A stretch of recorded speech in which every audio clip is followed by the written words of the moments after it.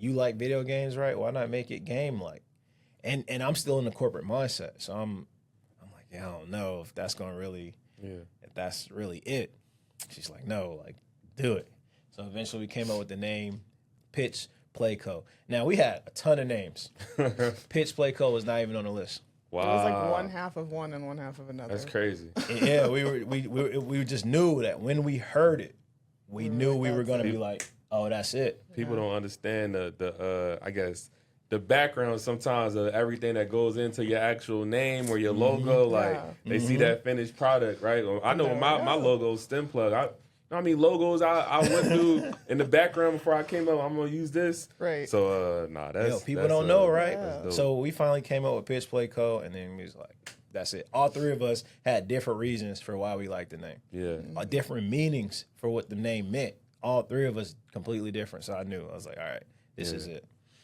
Kelly Rose goes. Now we leave the brainstorming session. Kelly Rose goes into her office for maybe 1 or 2 weeks. Something like that.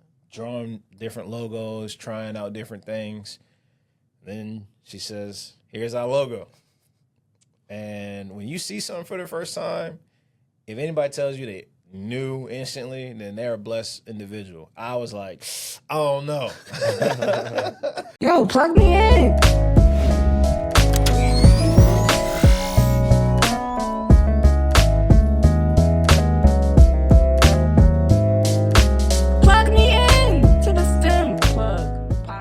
Welcome to another episode of the STEM Plug podcast.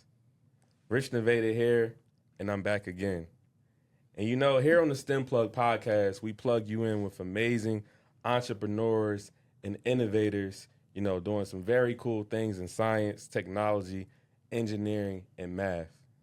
And today, man, today is no different.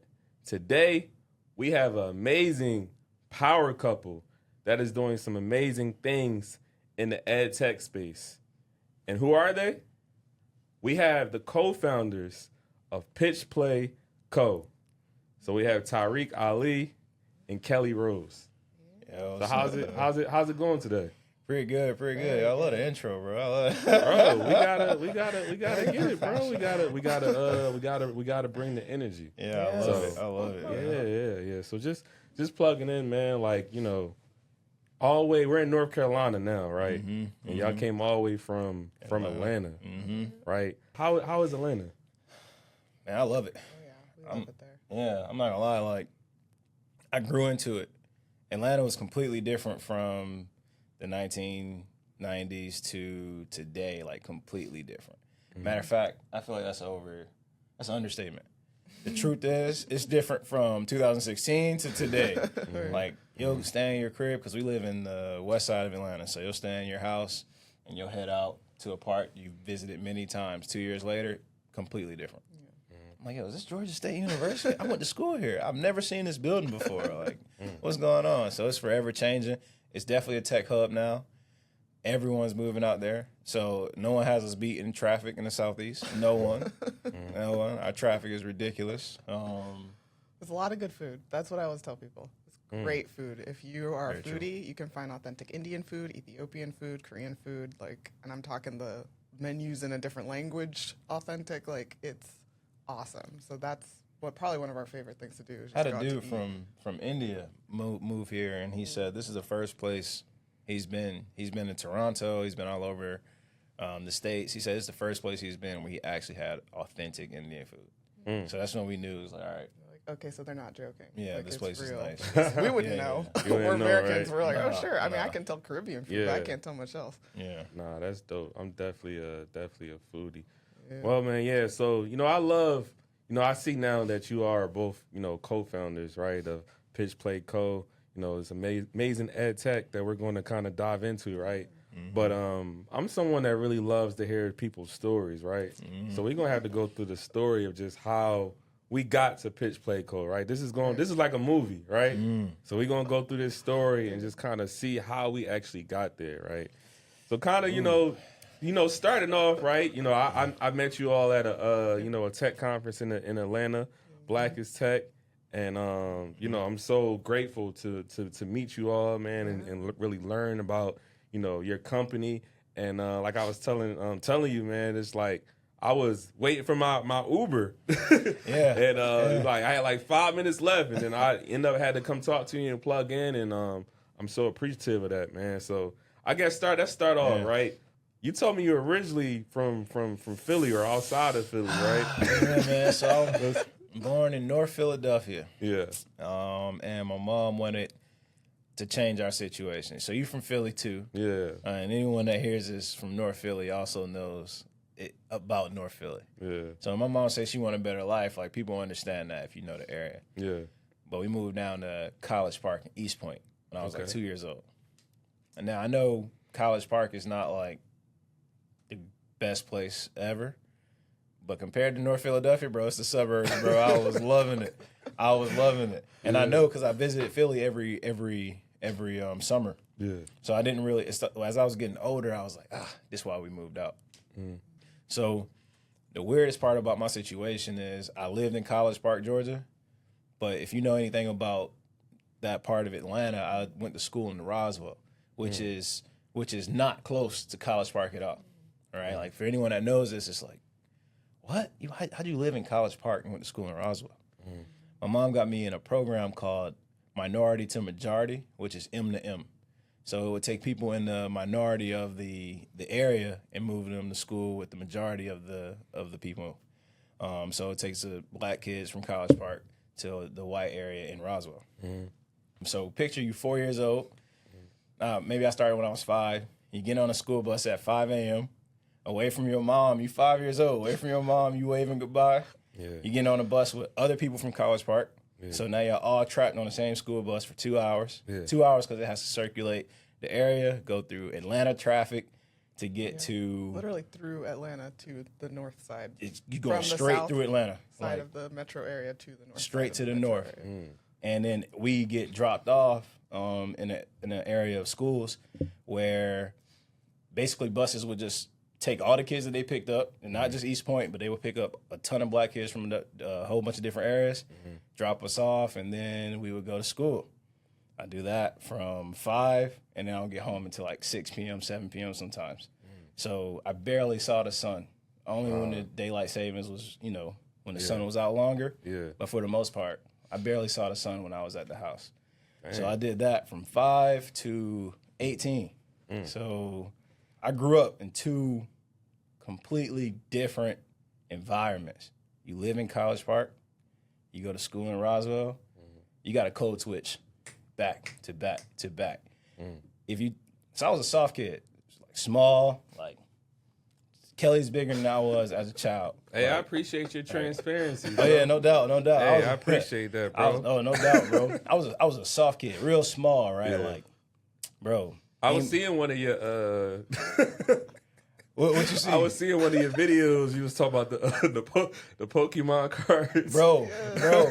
So look, I was 6 years old, bro. They jumped me for my Pokemon cards, bro. I was like, yo, this is wild, bro. Like, you thinking you just having a good time like the rest of the kids in Roswell. You go outside in College Park, they like, yo, run them cards, bro. Yo, what? What you run? Yo, they took. You remember? And do I remember which cars they took? Nah, I just knew. I was pissed. Pikachu or something, right? I had some real nice ones. Yeah. I didn't know that they was nice back then. You 6, Man, them Pokemon cards now. You get older, it's right. like, bro, wait, hold on. How much, bro, they robbed me, bro. 6. So that's when I knew I was like, yeah, I'm done. I'm done. I'm staying in the crib. I stayed in the crib till I was, I stayed in my room so much. I played games. I played video games and did my homework, whatever. I stayed in the room so much. My sisters had friends over. And I think by this point, my sister was 18. And I come downstairs to get something to eat. And they start looking around. They're like, hey, you got a brother? She's like, what you mean? So we've been over your house a million times. We've never seen your brother at all. So I avoided all of that. So obviously being on a school bus for 2.5 hours with people from this area that wasn't like me, that didn't stay in the crib, they could tell I was different. All right. So they checked me a lot. So up in Roswell, of course I'm different, like just off rip. It didn't matter how I was. I just was different. I had to master like 2 areas at once growing up. Went to school after high school, and I know I'm telling a lot about me, but we'll transition. After high school, I went to school in Valdosta. Actually, before Valdosta, I was just like, all right, let me just try to make it on my own. So I went to work at Macy's in Lenox, at Lenox Mall. You been to Lenox before? Oh yeah, I've been Yeah. So I've been to Macy's at Lenox. Atlanta, like one of my, I ain't gonna say second home, like my third home. Yeah. Okay, so you know Lenox. Yeah. I'm familiar with Lenox. Yeah. Lenox was a little bit different when I was going there. It was safer. I know that sounds weird, but it was safer. The pandemic's changed. Yeah. Lenox is different now. But I went, I was working there from 6 a.m. to 2 p.m. I was a shoe expediter. Man, I knew instantly. I said, yeah, you got to get a degree. I can't live like this, bro. I was riding MARTA too. Yeah. Bro, I was like, yeah, I can't do this no more. I've been on a school bus all my life. Now I got to ride MARTA just to make some. Nah, so I went to school in Valdosta, started studying math. I remember I was in church, and Bishop Bronner was saying, yeah, I know math majors make like $80,000 a year. He said something like that in one of his sermons. I looked at my mom. I said, yep, I know what I'm about to study. Went to Valdosta, started studying math. Eventually transferred to Georgia State University. After Georgia State, I started working in tech. Yeah, now that's hard. So where are you originally from? That's such a loaded question. I'm sorry. No, it's fine. It's just is it not an Philly, easy Georgia? Answer. I was born in Kansas. Oh, okay. Yeah, that's the reaction I usually get. I love kind of going through all this, right? Because you both are all co-founders, but everything we've been through makes us who we are today. Facts. Right? Yeah. So this is why I love just kind of having these discussions, right? So what part of Kansas? Wichita. Wichita. We were only there for a year. Okay. Long enough to experience tornado season and for me to happen. Then we left. Oh, I can't even remember the order now, but there were a couple other states. My sister was born in Denver. Then we moved to Atlanta when I was 4. Okay. And we've been here ever since. But my family is from the Caribbean. So my mom was born in Barbados. My dad's parents are from the Bahamas. They immigrated here, lived in New York. That's where they met. So they moved around a ton. And now we've been in Atlanta. It's like the longest place we've lived now. So. Wow. Okay. All over the place. Okay. Nah, that's dope, man. Yeah. Kind of want to go back. Let's go back a little bit, right? Because, co-founder of Pitch Play Co., right? You have that tech background. But let's go back even further, right? You listed to me, a few jobs that you worked at, when you were in high school. Do you feel like, some of those companies that you worked at, even though it was nothing maybe that you were doing even tech related, did that kind of help you to become the person that you are today? 100%. 100%. I'm just mad competitive, bro. Yeah. Mad competitive. Like, I don't care what it is. Yeah. I could be playing Pokemon, bro. Like, yo, literally. I'm trying to. Like, you guys are joking, but I'm dead serious, bro. It don't matter what it is. Basketball, everything I do, I'm mad competitive in. So when I started working, I was like 15, and then I knew no other 15-year-old was really taking work serious. So I worked at Finish Line first. And this is how I learned just the basics, right? Your scheduling and, dealing with customers and stuff. I was quiet and shy, so Finish Line was just like me breaking in and stepping out of my comfort zone. Next, I started working at I want to say Hartsfield-Jackson Airport. And worked for this company called Mac 2. Mac 2, I don't know if they're still around, but they own a few restaurants inside the airport. They owned Checkers, Popeyes, and something else. I learned so much working in the airport, bro, just from security, just from learning. This was like after 9/11 too, so I'm learning a ton working in the airport. But Checkers, I learned the type of people that work in these places, especially in Atlanta. I'm 17 or 16, 17, bro, getting threatened by people who 20, 21, like trying to fight in Checkers. It's crazy. The dude got arrested because he was talking crazy to me. And our manager heard her. Yeah, I'm a minor, and it's the airport, and it's just not after 9/11. They took him up out of there. Yeah. So that taught me, like, all right, so depending on the type of location that you at, your work environment is no different than your community. So I started to learn, like, all right, this is how you have to manage the place that you work, just like you have to manage your community. Yeah. I'm on a school bus with these people, so I knew. right? I knew how to operate, but I still was working hard. Like at Checkers, if you went to the Checkers at Hartsfield Jackson Airport when I was working there, it was mad clean, bro. It was mad clean. We saw Floyd Mayweather one time. He probably had the best burger he got in his life. I was on the grill that day. Hey, I hooked it up. Yeah. No, but like I took it serious. Like I took everything serious. After that, I went to I started Macy's. And at Macy's, I was a shoe expediter. When I walked in the back room, bro, it was mad dirty. Like you couldn't find shoes. Like it was taking a while. And I'm there 8 hours a day. I have nothing else to do. That back room was spotless by like the second month, bro. Like everything was organized.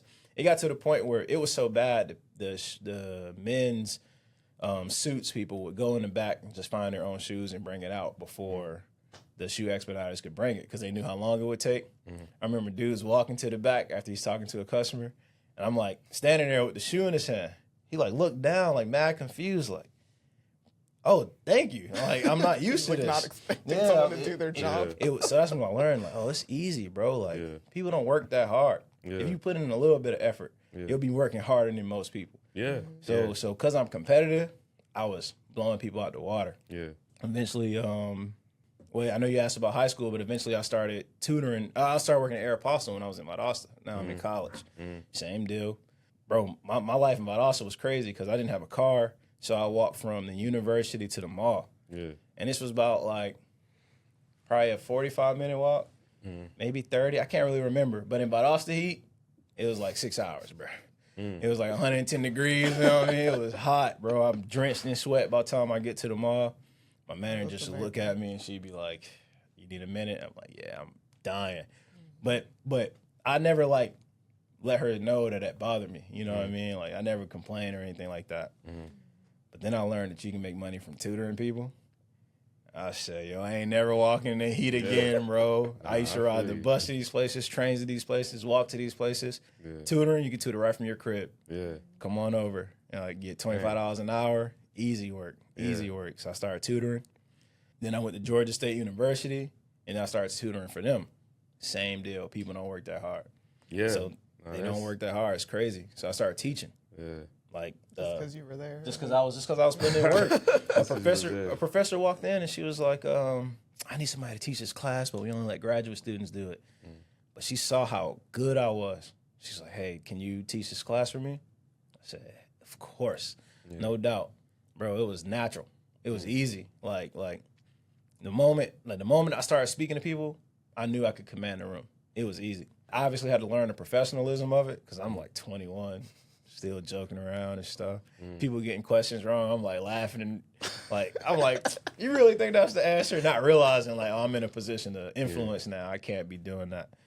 That's dope, bro. I really wanted to ask that question because I have a lot of the same experience. Like I had a lot of different jobs, kind of like being in high school, growing up. I remember I was like a paper boy at like 15, 16. I remember me and my cousin doing that and getting chased by dogs, working at Kmart, all that other stuff. But, I'm sure that really gives you that appreciation of where you're at today, right? Because where all these different positions you've been through, right?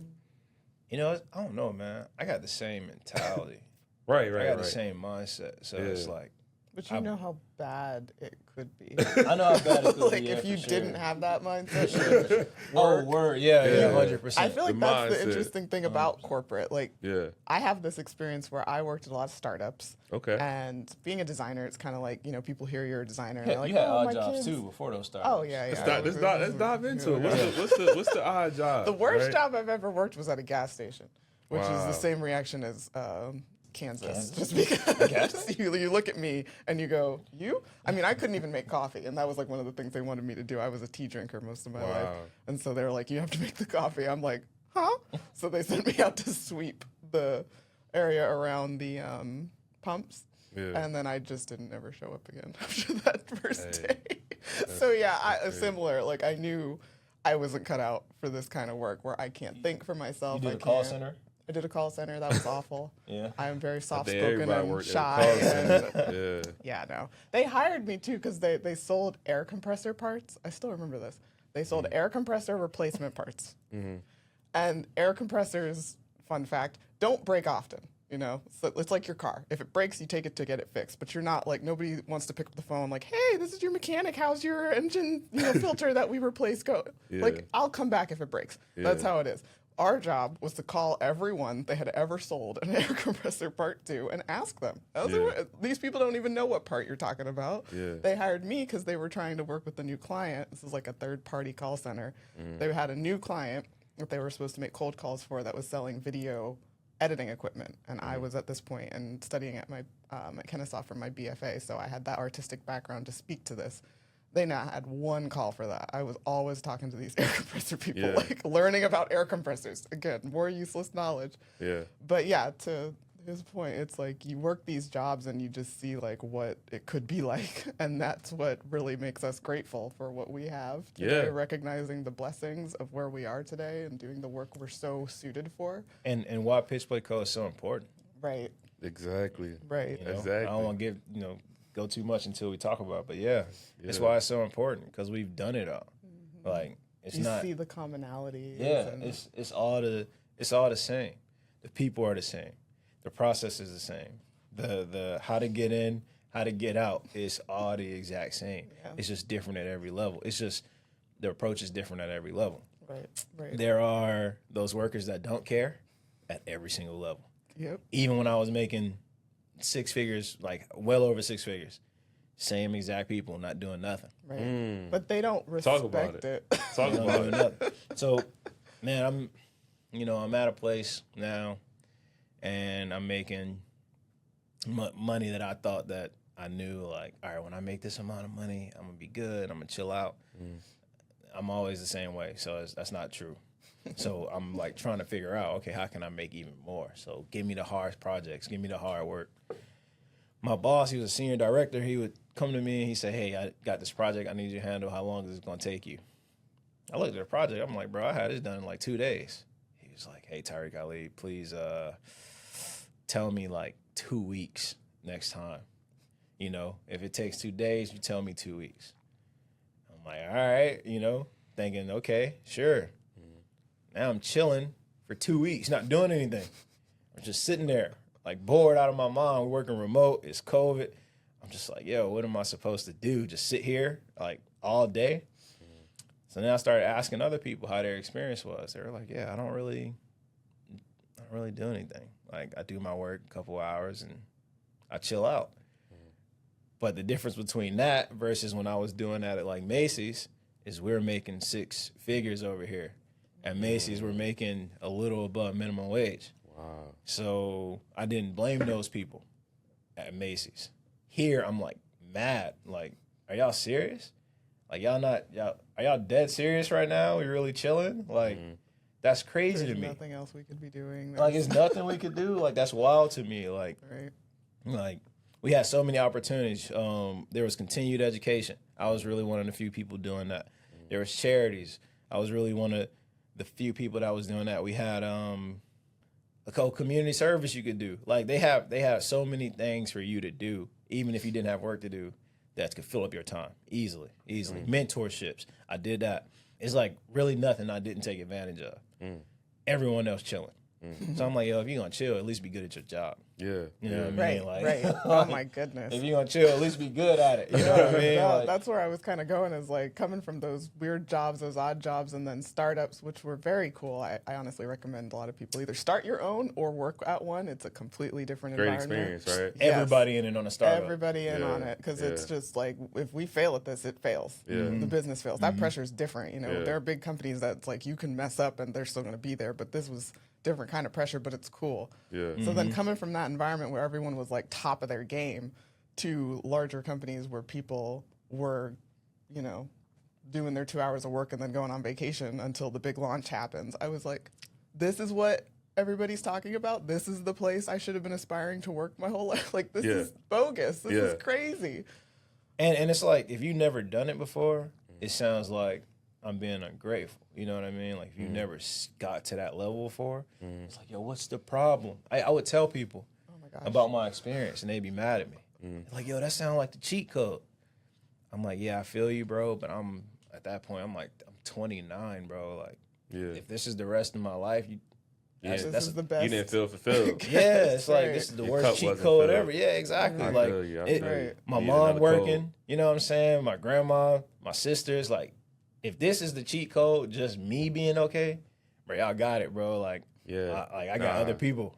I respect that, bro. You know, because a lot of people, it's a difference between wanting to be good and wanting to be great. Mm-hmm. Right. When you want to be great, it's different. You breathe different. Everything about life is just different. 100%. So I definitely see that in both of y'all. So that's dope. But I just want to kind of go into, we got Pitch Play Co, right? But that wasn't the name at first, right? Nah, it wasn't, So let's dive into that, right? Yeah. Where did everything kind of start before it was even Pitch Play Co? So when I was leaving corporate, When I was leaving corporate, he says, when he told me he wanted to quit his job. How was that day?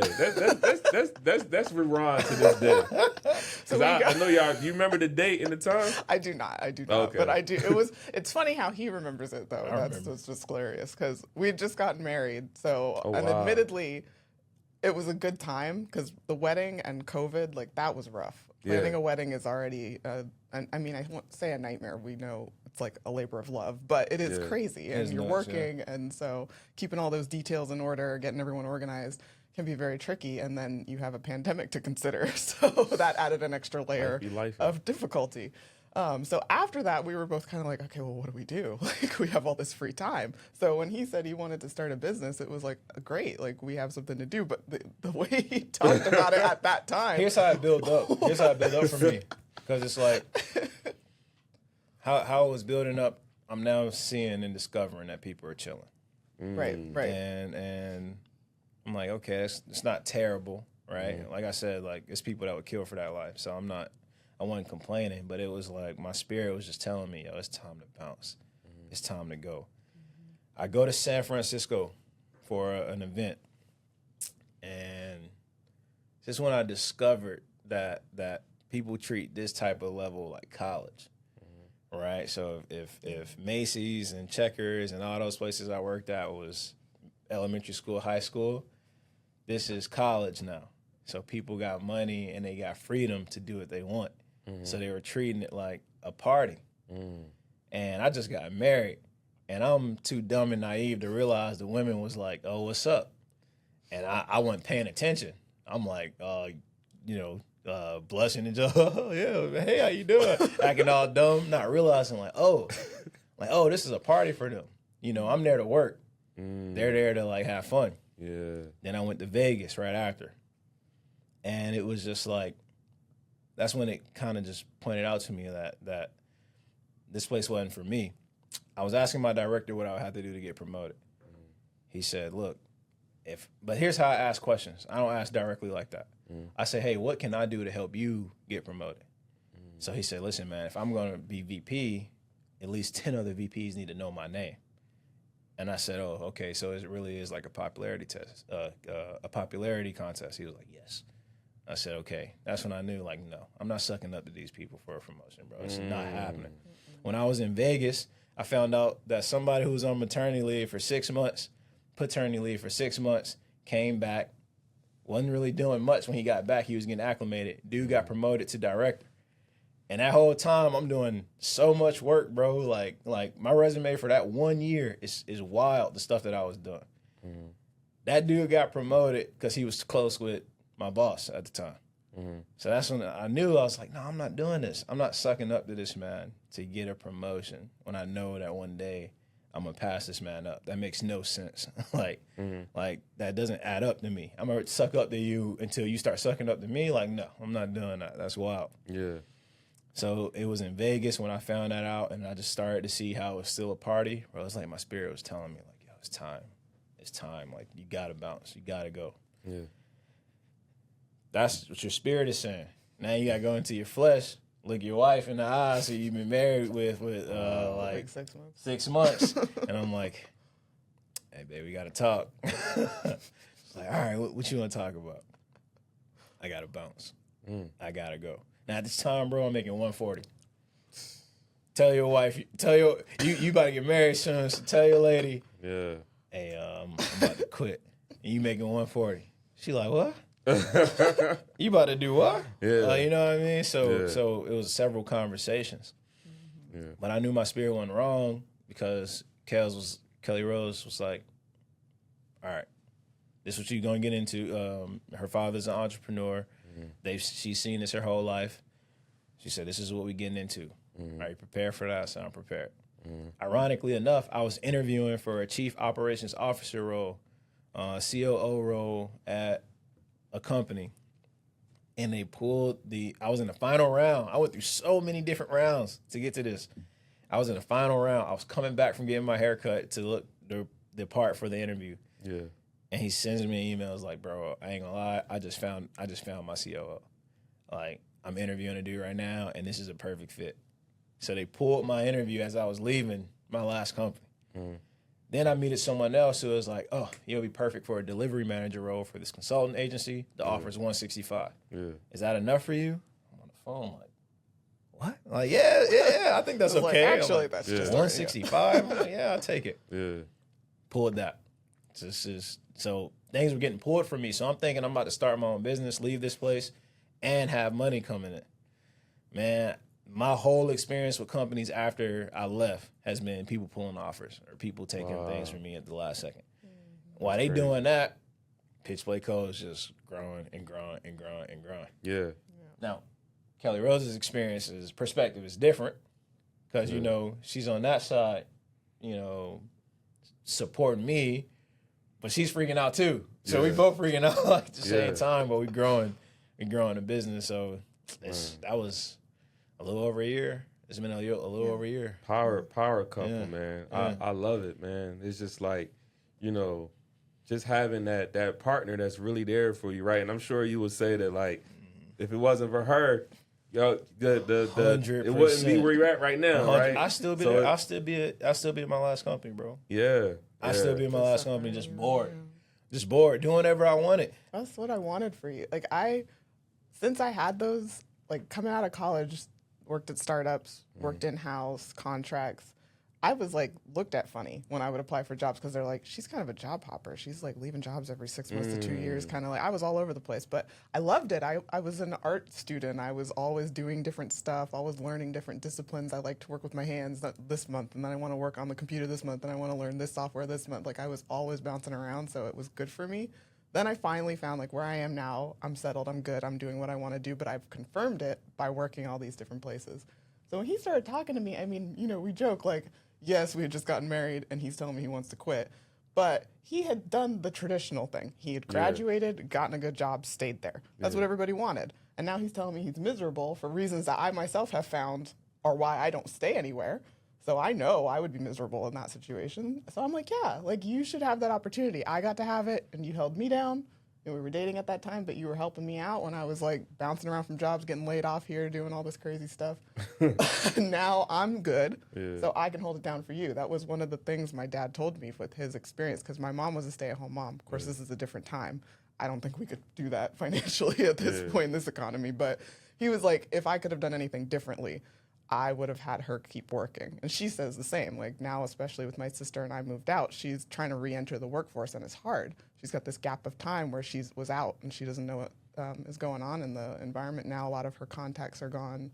So he said, if I could have done it differently, and what I would tell you, one of you keep working. Like, until it blows up and you know you're good, one of you keep working, just so you don't have that, like, bills creeping up over your shoulder while you're trying to build this thing, because that's enough on its own. So yeah, when he told me that, I was like, you know what? I mean, of course, inside I'm like, oh my God. I'm like, you know what? I'm good. We'll be fine. We got the wedding's over. We got the house. Like, we're all right. So this is a perfect time for you to try this out. And then if it does fail catastrophically, you got to try it. And that's still a lesson in of itself. Failure is a lesson. So if you do this and you don't love it and you are like, you know what, I actually want to go back to corporate, you would go back to corporate then knowing you tried and you didn't like it, wasn't for you. That's the worst case scenario. We can live with that. So I was like, you know what, go for it. That's dope. You plugging our listeners in on some amazing gems, both of y'all. I appreciate it. So let's get into it, right? Y'all both kind of have, a little bit different backgrounds, right? So share with me some insights on, how your different background skills kind of complement each other with running your business, Pitch Play Co. I guess is there the intangibles and the tangibles. So I also was a manager while I was in corporate, and I had a team in Atlanta, a team in Costa Rica, a team in India, a team in Bulgaria, and some spread out throughout the rest of the states. So I had to learn a lot of leadership and mentorship skills. I studied at Harvard for a little bit, trying to master leadership principles. So I got better at teaching people. Remember, I was a teacher, I was a manager. I got better at leading people. So when we started, you asked originally the original name Cayne Creative. When we started Cayne Creative, I started to career coach. Like, all right, this is what I'm gonna do. This is how I'm gonna lead people. No idea what I was doing, right? So I just used my name, our last name, Cayne, put creative at the end of it, just start going out there, just start looking for leads and trying to teach people. Kelly Rose is a senior user experience and user interface designer. So I'm having her make content for Cayne Creative. And she comes downstairs one day, comes into my office. She's like, we need to talk. Now, I think Pitch Play Co. didn't exist at this point. So this is not my chief creative officer saying this or my co-founder saying this. Okay. This is your wife saying, we need to talk. You like, all right, what's up? Like, what happened? What's going on? I think we need to rebrand. Okay. What you thinking? Because for me, I have certain skills, but I knew I wasn't that level when it came to user experience or design or anything like that. And one thing you got to be willing to do as an entrepreneur is pivot. Never be afraid to pivot. Talk about it. Never be afraid to pivot. I'm thinking, Cayne Creative was out there. I already made a post. I'm telling people, I'm reaching out to leads. I had a website domain. At this point, people knew it. I didn't want to say it. Like people knew it. I knew what it would take. But she said, we need a pivot. All right. What you thinking? I don't know, but we need a pivot. We need to rebrand. I said, okay. I called my sister, Taj Take Care. She's a hairstylist. And she's been doing this for 17 years or so, like over half my life she's been doing this. So I call her and I say, hey, we need to rebrand. I don't know what I'm gonna do. She's like, all right, I'm on the way.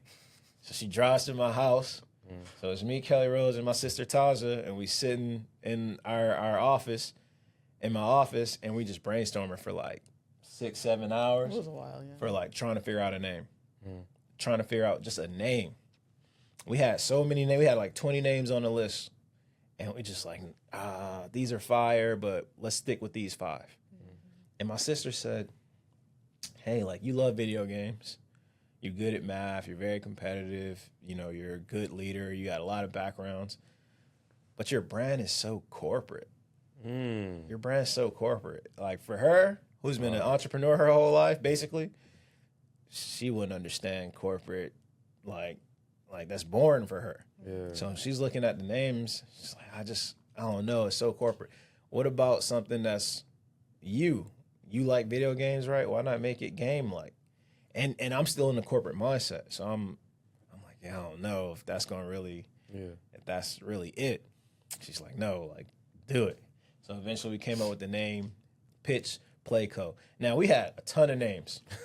Pitch Play Co. was not even on the list. Wow. It was like one half of one and one half of another. That's crazy. Yeah, we just knew that when we heard it, we knew we were going to be like, oh, that's it. People don't understand the I guess, the background sometimes of everything that goes into your actual name or your logo. Like, they see that finished product, right? I know my logo, Stem Plug, I mean, logos I went through in the background before I came up. I'm gonna use this, right? So, people don't know, right? Yeah. So we finally came up with Pitch Play Co. And then we was like, that's it. All 3 of us had different reasons for why we liked the name. Yeah, different meanings for what the name meant. All 3 of us completely different. So I knew. I was like, all right, this is it.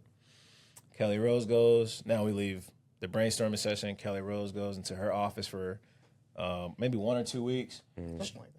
Drawing different logos, trying out different things. Then she says, here's our logo. And when you see something for the first time, if anybody tells you knew instantly, then they're a blessed individual. I was like, I don't know.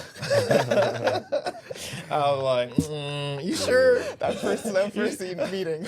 I'm like, full rough. you sure this is it? I'm You like, sure? sleep on it. Let me know I'm what you like, think no, tomorrow. no. Sure enough, I sleep on it, and every time I saw it, it just grew on me and grew on me and grew on me. I was like, all right, I love it. So then we got the logo, we got the name, Got the tagline. we got we got the tagline the same day we made the name, gamify your career. That's what we knew. It was like, That this really is locked Tough. us in. Yeah, this that's is perfect. We loved that. That's tough. This is perfect. So now Now it makes sense. Now it's time for the website. Get to the website. I'm like, no. Every time I see something, no. He's going in and editing stuff. I had to be like, listen, you're kicked out if you touch the website again. I'm like, I don't know. It could be this, and that. That's another lesson for entrepreneurs. Let people who are good at what they're good at be good at, and you don't say nothing. Talk about it, bro. Just like mind your business. Delegate. That's so important having that skill, right? Because sometimes as entrepreneurs we try to do everything, right? Yeah. Then we burn ourselves out, and then when we burn ourselves out, our stuff be looking whack. Yeah. Right. That's so like where, you said, yeah. just kind of giving that to the person that actually that's what they know how to do, right? And I'm so heavy on delegating stuff that I know is not my skill. So that, man, say that again. Yeah, bro. I had to learn to shut Delegate. up, bro. I had to learn. I'm like, all right, Kels, do what you got to do. All right. So then, like, on our YouTube videos and certain videos, the logo, even the way that it pops up, and how it animates, I'm like, yo, that's so fire. To the point now where it's designed I don't say nothing. I'm like, hey, this is what I need. Kelly Rose gives me what I need, and that's it. I don't That's say like an nothing. interesting note, honestly, on the relationship to co-founders thing, because we've been doing that, like figuring out that dynamic of what our strengths are and what we do well and when to critique and when not to critique. That's something especially that I'm still working on. Yeah. Just saying thank you and not saying, You know what I think. you know what I think, right? Yeah. But it was so clear we were perfectly positioned and prepared once starting the business was the project, because we had gone through that where, I worked on something and then gave it to him and he tinkered with it, gave it back to me, I tinkered back, and like we're just wasting time. And now all of a sudden it's like I would ask him for something and he's got it. I don't even say anything. He asked me for something for design, I've got it. Like, it's a well-oiled machine now, but it's everything in our relationship got us to this point. Yeah. It took that time and that work, right? People see what 100%. y'all have now, but they don't know what it took to get there, right? So that's why I love kind of plugging in with y'all's story of all that experience, because now it's even deeper to me, right? So now I want to plug in, right? So let's plug in with Pitch Play Co. What are the products and the services that you offer to your clients? So, Kane Creative was a career coaching business. Okay. Like I said, I just wanted to do career coaching. So we kept that foundation. But now it kind of transformed to a gaming education business. And it's not gaming education like we're teaching people how to game. Is we're making education more gamified. We're making it more fun, more interactive, more approachable. Education has to change now that AIs are here. Because there are some classes that's going to be a breeze. Like, you probably can't AI your way through a math test because it's going to be just you and your knowledge. Yeah. But for like a paper or a dissertation or something, like the baseline, the foundation is easy now at this point. You just changing a few words or whatever. Yeah. Like, your life has to be easier. So how are people going to be able to still learn without having to significantly change the education system? It's like, make it gamified. Make it to a point where you can see your progress bar, where you can see points, where you can see your development, your progression. So how we started off with was career coaching. So we made a game called Career Tycoon. All right. So I asked you this question before. So I'm gonna ask the back. Have you ever heard of Roller Coaster Tycoon? Roller coaster. Yeah. Roller Coaster Tycoon, right? So you build your dream amusement park. So Career Tycoon is you build your dream career. Now, we wanted to give people that accessibility to figure out how to really make their career, right? If you see it as a game, then you realize that you're the player. If you don't see it as a game, then you realize you're an NPC. You're just a part of it. And you're not even playing it. You're not even trying to impact the game at all. You're just a part of the machine. When I tell you it's people that don't want to work, they're NPCs at that point. They're just going to work and just doing the job, collecting the check, going home, not realizing they have to do that week after week after week after week, month after month after month, year after year, until they retire, if they retire. They don't even realize that. They hate it so much that they don't even realize that they plan it, right? But if you take control of it and you go like, oh, I can play it. What if I play it this way? How you network, how you handle your professional brand, how you change your resume. You can have an AI write your resume, and it'll look like every other resume, every other NPC's resume, because every other NPC is using an AI to write that. Like, so it's like, how are you making sure that yours is unique? You know, how are you making sure that your story is your story? Career Tycoon really positions you to reshift your mindset, reskill yourself, but like transition it from I have to go to work 9 to 5, or let me play the game and let me see if I can maneuver the game and change it into my favor. Think about like, I'm trying to think of a few games, because I told you I've been gaming my whole life, so I played it all. But it's like, I don't know. I'm not really. I really play a lot of like sports video games and stuff. Well, one video game that I really love, and I still play to this day. I haven't played video games in probably like a couple years now. I'm grind mode, but Crash Bandicoot. I used to love Crash Bandicoot. Okay. And Sonic. Crash Bandicoot and Sonic. Those are Think solid. about this. Those are solid. Let's say you beat those games, right? Yeah. And then you got to start over, especially Crash Bandicoot. You're starting over from the very beginning. You know how much time and effort it's going to take you to get to where you just left. Like you finally got to the levels of, you probably got all the rings inside, all the, what's it called, the Chaos Emeralds. Yeah, and, you know what I'm saying? But now when you start over, you got to start all of that over. Go find them again. In a RPG, in a role-playing game, that's called New Game Plus. You get to start over the game, but you keep your same equipment and you keep your same items, but your stats start over. Okay. That's the same thing as starting a new job. When you start a new job, you got to change your network. You got to rebuild your network. You got to rebuild your reputation. You got to rebuild your influence. Trust. Rebuild your trust. Everything that you're doing, you nobody to that new environment. I went into the mindset that I'm hot stuff. Like I made an AI when I was 28 in 2018. So when I started a new job in 2021, I'm thinking, oh, I'm him. I'm him. I walk in there, they like, who this? Who him? Yeah, who him? I'm going there with this attitude, like I'm it. They like, yo, we don't know you. Yeah. So everything you're saying is irrelevant at this point. Like you might got the equipment, you might got the items, you might have the know-how, you have the map, but your stats are base stats. Like they don't know who you are, so you got to rebuild all of that stuff. You got to humble yourself a little bit. You got to humble yourself immediately and go, oh, this is a new game. Yeah. Right? So that Career Tycoon is kind of just the fact that you're playing it like a game. If you play it like a game, if you really treat it serious, the way that it's set up, you're realizing that, oh, I'm in control of this thing, and everything that I do, every single thing that I do impacts this game. We all are required to play. You live in America, you ain't got no choice. You gotta play. We all required to play. Once you got that social security number, it's a wrap. You come out, they That's say your player ID.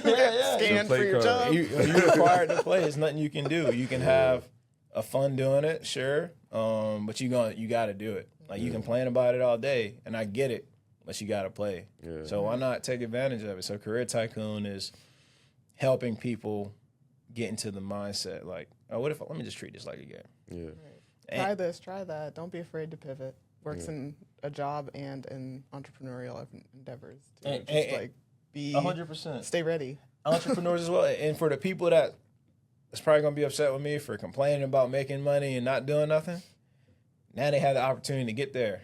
And they'll get to see how to get there. And they might love it. Some people might end up loving it. Because they don't want to play. Like I just want to live my life, understandably. But just know what you want. Don't let a company choose for you. That was another great gem from my dad. He was like, if you don't pick what you want to do, like specialize or management, leadership's another path, but you can be a specialist, you can be a leader, but you should choose. Because if you don't, And especially as a specialist, it's hard for companies to really place you. Like even in my field, it's like after a certain point, we have the title CCO. Most people don't have that high of a creative role. Yeah. It depends on what their interests are, what their clients want, or what their product is, whether or not they value creative at all. Yeah. So you get to a certain point, promotion-wise, you're just going to start to become generic. You're going to be a director. You're going to be, your skills are no longer necessary. So again, that's kind of where the leadership path. But if you want that, pursue that. Or if you want to be a specialist and stay a specialist, just make sure it's your choice. Because otherwise the business is going to choose for you, for better or worse. Whether that means they leave you where you're at or they promote you. Maybe they're a great company and they promote you every year like he was, but you can in either case, you can end up somewhere you don't want to be. Look up, you're making great money, you've been here 5 years, you have all these connections, but you hate your job. Yeah. Make sure it's your decision. And Think then about strike that. out on your own, make sure that's your decision. Like, just don't let anybody choose for you. And they will eventually if you don't. So 100%. if Think you about that. think like, oh, I can just sit here and chill. I don't know anything about you, and I'm like, you know what? Analyst. And now that's on your resume for next 3 years. Yeah. Now that's any who job you are. that's not an analyst, they're looking at your resume like, why are you I applying to this? Aren't you an analyst? I can't do anything with you. And you might be like, no, like there's more to me than that. Yeah. Right. I decided for you. Right. That makes no sense. Nah, that's crazy. So I got a question for you, Kelly Rose. You're the user interface guru, right? Yes. The ed tech market, I'm seeing a lot of people kind of go into the ed tech market, and it's dope, right? We're having to really come up with creative ways on how to teach people now, right? Mm-hmm. So, you already kind of explained everything, but I want to hear it more deeper, right? What would you say really makes Pitch Play Co. competitive in in the ed tech market? What would you say makes y'all that thing, right? That ed tech. Right. No, that's a good question. I mean, what we've noticed is, because we're not like gamify your career, it's a great tagline, but gamification of a topic or a learning methodology is not new. Yeah. What we're noticing people respond to is that experience that we have and the levity that we bring. It's like we're not inexperienced because we're funny and silly and very transparent. That often sometimes means people are either inexperienced or they're incapable of being the corporate mold, so they leave, or they're unprofessional, right? Yeah. Mm-hmm. But also, we're not like the stuffy, stuck up. Like if you looked at our resumes, I'm not to toot our own horns here, but we don't. You better toot, girl. we have great experience. We've worked great places. We're not anything to turn your nose up at, but we don't brag about it. We don't. It's just what it is. To us, it's work. It's awesome opportunities we were blessed to have, but it doesn't make us awesome. We're awesome because of who we are. It's nothing to do with all of that. Okay. So it's that's at least my experience as an individual, his as an individual, and then us as this business. It's like, yes, we're fun and we're approachable, but we know what we're talking about. We're not just going to, lie to you or tell you, oh, you got to know this, you got to know that. Like, we're going to be like, well, what do you want to know? What are you interested in? And guide you to your answer versus telling you ours. Yeah. And you'd be surprised at how the users interact with us after. Yeah, I was just about to ask you that, like some of your success stories that y'all received from. The many success stories. Yeah, it's quite a few. I'll start with like the little wins, because those to me make the most difference, because they add up, and it's like planting seeds. When someone comes to me, they don't really realize that they can be empowered. They think the company empowers them. They think if I work at Google, I'll be validated. When it's like, nah, Google's blessed because you're there. It's not it's not the other way around. So Google's nothing without. Yeah, without these people, it's like, what is Google? So without people searching in Google every day, Google has no data to collect. So you got to consider that you bring something to the table. When I meet people, they almost feel like, who are they? When they leave, they go like, oh, I got it. I know who I am. Like, I know I can do this. So to me, the little wins are people leaving with that confidence that, oh, I can play this game. I can be a part of this game. Major success stories are people without degrees who get corporate jobs. I have someone, and she'll probably hear this. She'll definitely watch. Talk about it. Yeah. I have somebody who I taught at Georgia State University. Okay. And she asked me when I caught up with her, and she's telling me, she's like, I only need $35,000 to take care of me, my son, and my mom.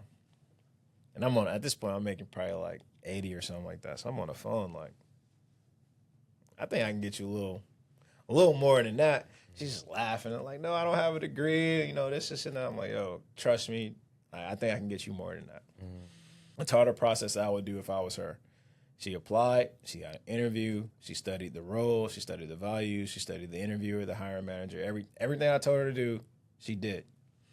She got the job, and I think the offer was for $62,000.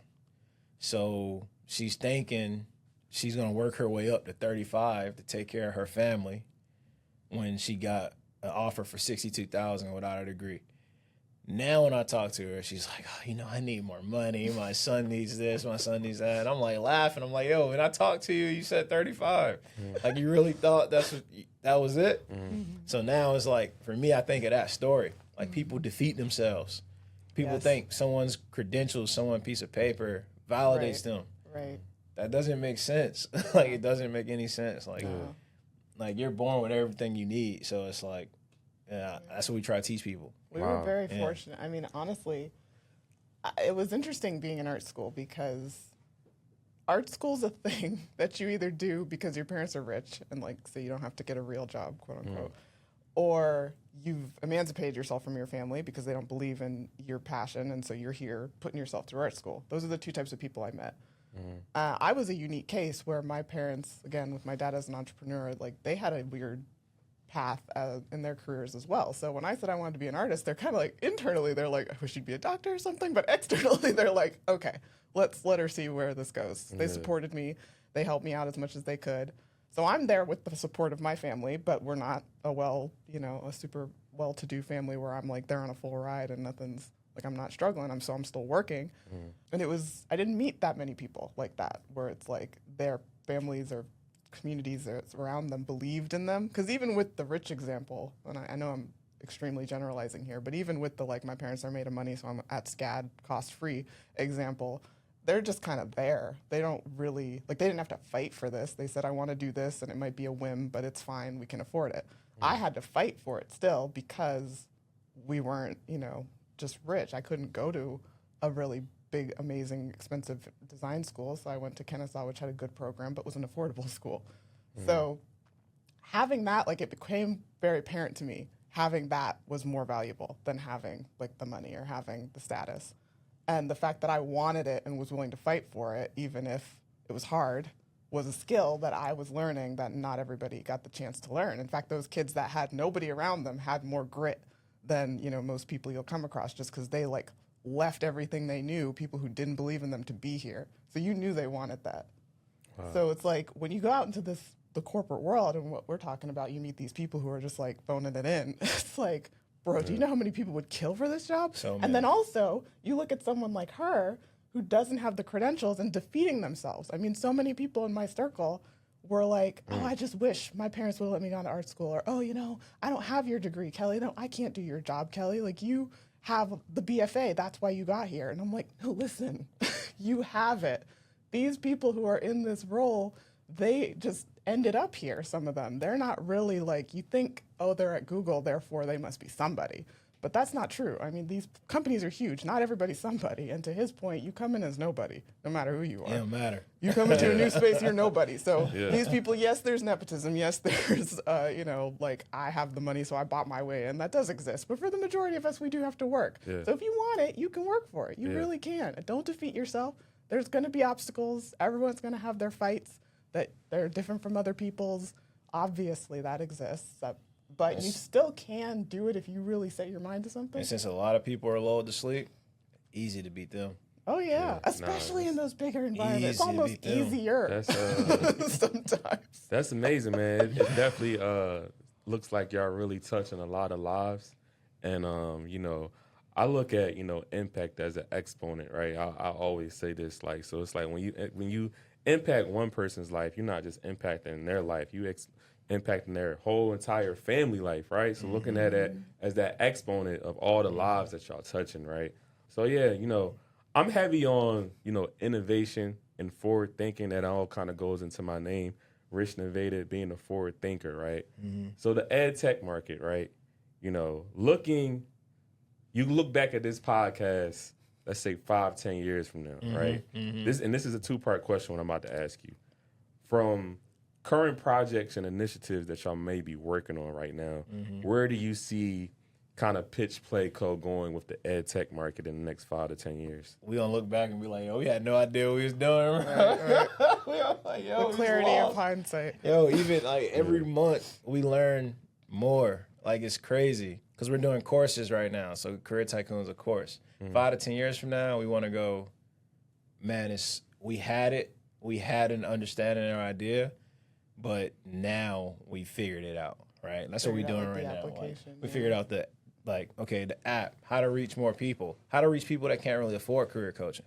Some career coaching programs cost $7,000, $8,000. Constantly told that we're underpriced. Your prices are too low. Your prices are too low. We hear that understand. It's not about all the the price. time. So if we can figure out an application, figure out the way to impact the way ed tech is, like we want to shift that, right? Okay. We don't want to chase a trend. Yeah. I did a pitch competition, 16 companies at Blackest Tech. Wow. Man, like 15 out of 16 of those companies all pitching AIs.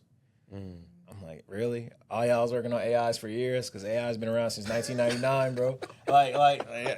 It's just now getting popular. AI the thing, yeah. You know what I mean? Right, So it's the now all buzzword of a right sudden now. everybody's It talking ain't just about Allen Iverson no more. it. Yeah, exactly. Now everyone's talking about it. Yeah. It's like that's cool and all, but we want to shift that. If people going to chase something, chase us. Like that's the point. At the bottom of our website, it says, "Don't go with the flow. Don't go with the flow. Create the wave." Okay. That's the mentality we're on. Yeah. So it's funny because we think we have an idea. 5 to 10 years from now, man, I hope we hear again and be like, "Yo, that was We had funny. no We thought, idea. that was Yeah. funny. We thought had we no knew." idea. Nah, that's dope, bro. So how can our listeners plug in with Pitch Play Code? How can they get the services, plug in everything for us? Yeah, Yeah, so they can follow us. We're on like every social pretty much media, everything right? except X. Okay, yes, that's the one we're question marking right now. But we're on pretty much every conventional social media channel as Pitch Play Co. We're also, you can follow us on our website, pitchplayco.com. Subscribe to the newsletter. You can subscribe to the newsletter there or on LinkedIn. We post newsletters on there. Our newsletter is fire, by the way. Very Okay, cool. plug It's that very in, bro. cool. Our And that's how newsletter you get is all the fire. updates. Anything new we put out, any new courses or any new technologies that we have, we're going to be sharing that way. Right now, Career Tycoon is free. Yes. Okay. So you can sign Plug up for that Career in. Tycoon on the Yeah. website. Y'all hear that? Yeah, It's free. It's free. It's free. What we're really looking for right now, especially since we're new, is we want brand awareness. We want to get our name out there. That's one of the reasons we did Blackest Tech, is like we just want people to know we exist as a resource. But also, as we look at more sophisticated applications for this content, the kind of content that's in Career Tycoon, we want to know if people actually like it. Like, tell us what you think. I mean, this is the user experience designer in me. I care about the user. I don't care about the stakeholders. They're throwing the money at it, whatever, great. I need to know if the person I'm making this for actually finds value in it. That's my bread and butter. So we wanted to put this out, make it free, make it super accessible so that people can go in, go through the course, and then leave us their feedback. Like, I mean, hit us up however you feel comfortable. You can do it in the course. You can message us on LinkedIn. Like, we want to know how you think this works. So then we can take that information and make our next product better. Because best believe, if somebody is thinking something negative about it, we probably already had that thought a million times. But we want to confirm, is it an insidious thought in our heads? Because you're your own worst enemy making something. As an artist, oh my goodness, you'll stop yourself before you There's start. no criticism that we can get Right. that we haven't already given. Like, So it's like, is Yeah. it valuable criticism or is it just me being me? Yeah. That's so what we want wanna to know, like, how are people loving it? Is it really helping them? Because What can we do better? Yeah, every time people see it, they like, we need you in this university, or we need you at this school. Right. So we know it's something, but I think they're loving us. They might not love the product, so Right. it's a little different. So we need to know, how is the product working. About our newsletter, it's called the Pitch Player Guide. Yeah. The Pitch Player Guide is so fire to me. The concept to me is fire. I love it. I always start off with a message. Then we talk about, I guess major announcements, things that we do. This will be in one. This podcast will be Oh in yeah, one. like we do, like any podcast we we do do. We events. say, we've done this podcast. It's the episode. We teach more about the people, and then at the end, it's called the Pitch Patch Notes. So if you ever played an MMORPG, mass online RPG. Something. Yeah, something. One of those online RuneScape, you know, League of Legends, World of Warcraft, Final Fantasy 14. Those like ones. all of those games is a community, Yeah. and they update their game and they say, here are the patch notes for what we've done with the game. Yeah. So we do pitch patch notes. So basically saying, here's how the pitch play updates. codes change. Here's how our coaching programs have changed. Here are the new coaches. Here's the new websites. Here's how Career Tycoon changed. And as we grow more and more, those patch notes are going to be like more involved. But when you play an MMO, you wait for the patch notes.